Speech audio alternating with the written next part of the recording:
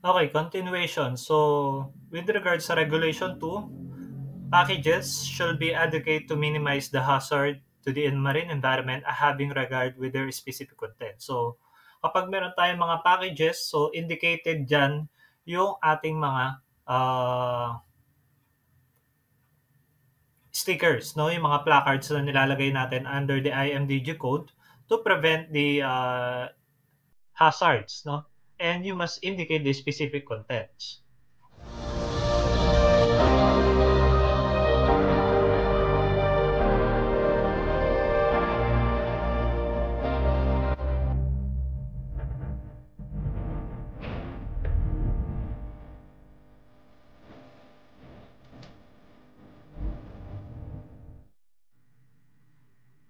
The objective of this chapter is to become familiar with the origins of the international agreements on maritime trade, the role of the IMO, the International Maritime Organization, SOLAS 74 and MARPOL 73-78. In April 1912, the liner Titanic struck an iceberg and sank. More than 1,500 passengers and crew died. Again, kaya tayo nagkaroon ng SOLAS, which is Safety of Life. The following year, an international conference was held in London, and in 1914, the first International Convention for the Safety of Life at Sea, or SOLAS, was adopted and signed by representatives of the world's leading maritime nations. It included regulations on navigation, ship construction, life-saving appliances, and emergency communications. One basic problem was that there was no international organization which could coordinate and monitor the measures drawn up by these conventions. An example relevant to this program was that the labels identifying and categorizing dangerous goods differed from country to country. The formation of the United Nations Organization provided the opportunity for creating just such a specialized marine agency, and the resulting Intergovernmental Maritime Consultative Organization, or IMCO, came into being in 1959. But it is not a SOLAS, no? The new organization drew up a new version of the International Convention for the Safety of Life at Sea, the most important of all treaties dealing with maritime safety, and then turned its attention to the carriage of dangerous goods, producing the first edition of the International Maritime Dangerous Goods Code in 1965. In 1982, the IMCO changed its name to the International Maritime Organization, or, as it is more commonly referred to, the IMO. In which attended by the IMO is responsible for keeping a number of codes dealing with dangerous goods up to date. These include the IMDG code, Titanic incident. So, ayun po yung truth behind the BC SOLAS. code, or Code of Safe Practice for Solid Bulk Cargoes, and with that convention, the IBC code, or International Code for the Construction and Equipment of Ships Carrying Dangerous Chemicals in Bulk, for ships constructed after the 1st of July, 1986. The IGC code, or International Code for the Construction and Equipment of Ships Carrying Liquefied Gases in Bulk, for ships constructed after the 1st of July, 1986.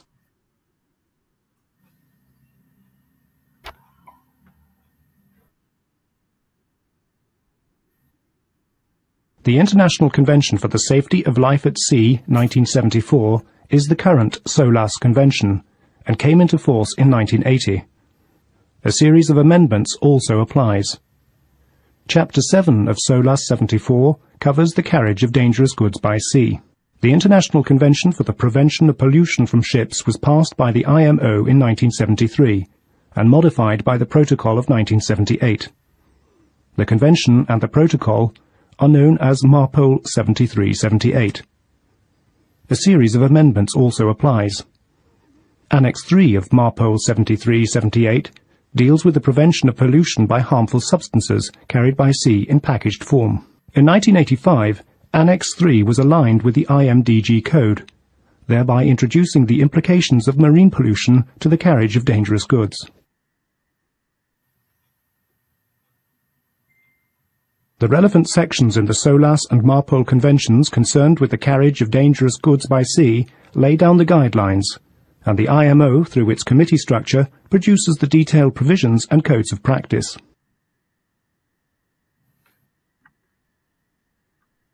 The IMDG Code includes a section on training for shore-based personnel. Amendment 3408 made such training mandatory instead of just recommended, and may be audited by the competent authority. Persons who have not been trained may only operate under the direct supervision of a trained person. Training shall be appropriate, planned, and commensurate with responsibility. It shall establish a general understanding of the provisions of the Code, job and task-specific competence, and safety awareness and a knowledge of emergency procedures. For personnel on ships carrying dangerous goods, many of the specific procedures discussed in this program will already have been addressed when a package is loaded on board. However, training in the handling of such cargoes will form part of your company's safety management system and will enhance both operational performance and personal safety.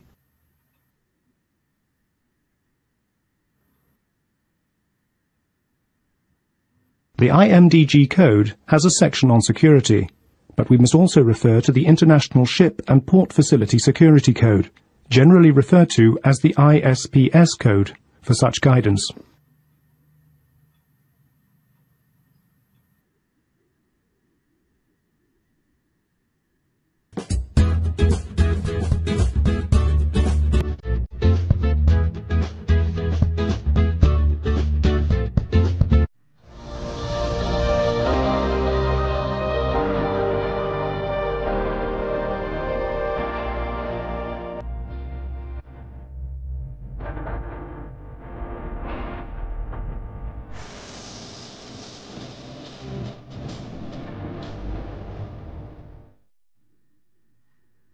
The objective of this chapter is to become familiar with the origins of the international agreements on maritime trade, the role of the IMO, the International Maritime Organization, SOLAS 74 and MARPOL 73-78. In April 1912, the liner Titanic struck an iceberg and sank. More than 1,500 passengers and crew died. The following year, an international conference was held in London, and in 1914, the first International Convention for the Safety of Life at Sea, or SOLAS, was adopted and signed by representatives of the world's leading maritime nations. It included regulations on navigation, ship construction, life-saving appliances, and emergency communications. One basic problem was that there was no international organization which could coordinate and monitor the measures drawn up by these conventions. An example relevant to this program was that the labels identifying and categorizing dangerous goods differed from country to country. The formation of the United Nations Organization provided the opportunity for creating just such a specialized marine agency, and the resulting Intergovernmental Maritime Consultative Organization, or IMCO, came into being in 1959. The new organization drew up a new version of the International Convention for the Safety of Life at Sea, the most important of all treaties dealing with maritime safety, and then turned its attention to the carriage of dangerous goods, producing the first edition of the International Maritime Dangerous Goods Code in 1965. In 1982, the IMCO changed its name to the International Maritime Organization, or, as it is more commonly referred to, the IMO. Sa ISPS nung nagkaroon ng 9/11 tragedy. The IMO is responsible for keeping a number of codes dealing with dangerous goods up to date. These include the IMDG Code. So, continuation, Regulation 3, marking and labeling. So, packages containing harmful substances shall be durably marked. No, meron siya naka-mark with the correct technical name, with the correct names, and also have a substance in may marine pollutant kung para saan yon, yung markings na yon, and identification should be supplemented possible by any other means, for example, the relevant United Nations number. So, ayun dapat yung nakalagay sa bawat markings na ilalagay natin. So, bawat stickers. So it is fall under the Regulation 3. So, for example, we have the UN number for the packing of group. Then, lalagay din natin kung anong classification of hazard siya. Anong class din siya ng IMDG code. Also, the appearance, the specifications or the weight, no? And the size of the goods and its monthly output, its content, and also what is inside on the SDS or the safety data sheets. Na? So lagay po yan and the procedure must be followed. So under the marking, the correct technical name, affixing the labels, packages containing or which harmful substances it is indicated. Also the information that the identifiable, dapat ma-identify mo siya or readable for at least siyempre nagkakaroon tayo sa barko na moisture, nagkakaroon tayo ng pwede siya mabasa during the transportation and during the loading of these goods. So may possibility siya na pwedeng mag-fade or pwedeng mabura yung markings natin. So these packages must be 3 months immersion at sea. Ibig sabihin, hindi siya mabubura for at least 3 months. Bakit? So dapat in span of 3 months, ma-record mo siya. So, ganun, matagal na yon para hindi mo makuha yung information of the goods that you are transferring with or the stickers of the goods that you are transferring with. So, considering the suitable marking and labeling, account shall be taken durably with the materials or the surface of the package. And small quantities of harmful substances may be exempt for the marking requirement.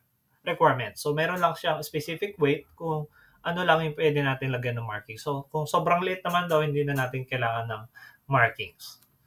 So, under Regulation 4, in all documents relating for the carriage of harmful substances by the sea, in which substances are named, correct technical name, and also have a identify as a marine pollutant. No? Ma-identify nyo siya or nakasulat siya kung ito ay marine pollutant or not.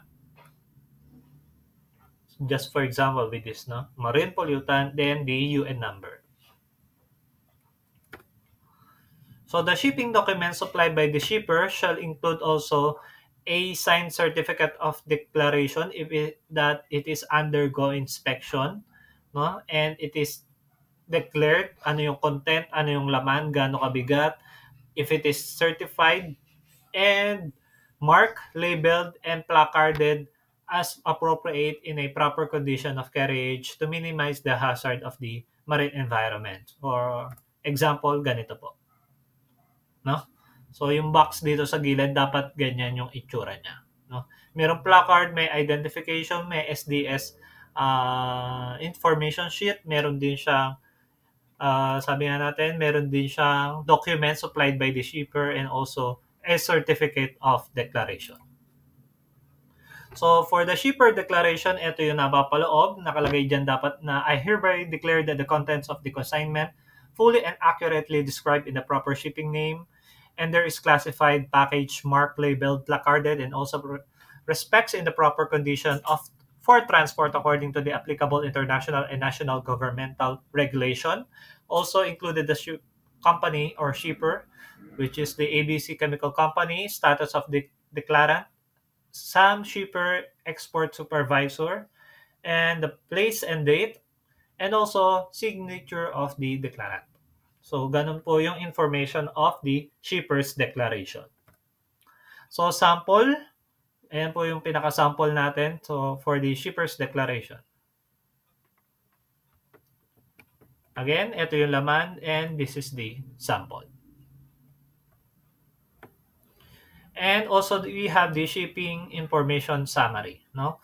So, nandun din siya sa box. Dapat naka-included din siya kung ano yung shipment type, proper shipping name, and the UN number, hazard class, packing instruction, label hazard, quantity, the net, and also the special provisions. So each ship carrying harmful substances shall have a special list or manifest setting for the harmful substances on board, and location thereof. So, detailed stowage plan sets for the location. So, dapat nakalagay din doon kung ano yung proper stowage position of the carriage. Also, the copies of such documents retained for the shore and owner. So, hindi lang dapat siya isang copies. Dapat meron siyang 3 copies for the shipper, for the owner, and for the box itself na nakaiwan doon. And representative until the harmful substances are unloaded, and a copy of one of these documents shall be made available before the departure to the person or organization designated by the port state authority. So, at any stopover, there are any loading and unloading operation in the parcel which is carried, the documents listing substances taken on board and indicating their location, showing that the detailed stowage plan, nakasulat dun sa documents na yon, and be made available for the departure to the person of the organization designated for the port state authority. So kaya dapat hindi lang siya isang copy kasi dapat lahat ng mapupuntahan ng boxes or ng carriage of goods is meron silang information with regards doon sa box na i-carriage. Kasi baka mamaya mawalan sila ng copy, wala silang info or wala silang kaalam-alam about that package. So, dapat at least 3 copies for the shipper, for the board, and for the box itself na magre-receive ng carriage. So, under the Regulation 5, the stowage, harmful substances shall be properly stowed, secured, as to minimize the hazards of the marine environment without impairing the safety of the ship and person on board. And relating with this, harmful substances shall be stowed and secured to minimize the hazard for the marine environment without impairing the ship and the persons on board. Ayun, inulit lang. So, ano po ba ang laman ng marking and packing under the Regulation 3? So, sa packing, makita nyo yung sign or the UN symbol. So, for the marking for the solid hazardous materials, it is a single or composite package combination of all materials. So, for the port G, it stands for the packing identification code. And for the X, packing group label or equivalent. And for the number 3, it is the weight of the mass.